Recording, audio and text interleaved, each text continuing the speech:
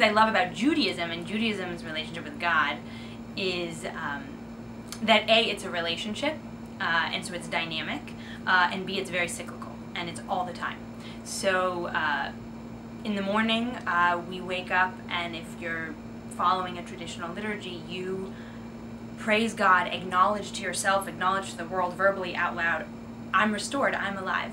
When you go to sleep at night, you acknowledge you're basically leaving the universe, you're leaving the world, you're dying. So like every day is this life-death cycle. Every time you eat is a you know, acknowledgement and then a gratitude afterwards. There's a constant awareness of what God is giving. And I think you said, you know, when have I felt love? True love is a giving and a receiving.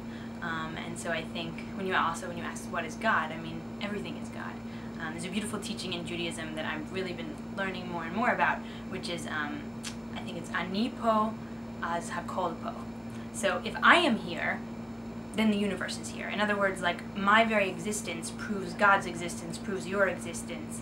So the golden rule says, you know, treat others as you want to be treated, which can sound really great, except human beings are some of the most self-destructive animals on this planet. So if we're going to treat others as we want to be treated, well, there's another question there. Well, how do we treat ourselves? And how do we learn how to treat ourselves? And what do we know about why we should value ourselves?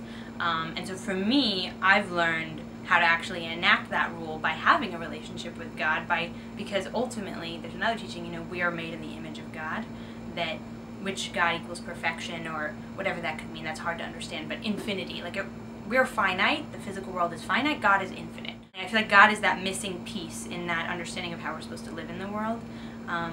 That the beauty and magic and majesty of creation, of life, and all of its crazy, difficult, intense moments, that all of that is holy. And I think you can't really talk about God without understanding that word or having some relationship with it. I mean, holiness, infinity, like God is something beyond what we see and feel and touch and smell and say. Like God is something bigger than that. And again, if we're going to treat people as we want to be treated, well, we could destroy people, which we do all the time because we often destroy ourselves. So I think there has to be something totally other that we're learning about, that we have value that is deeper than just what we see and know from just our mental faculties.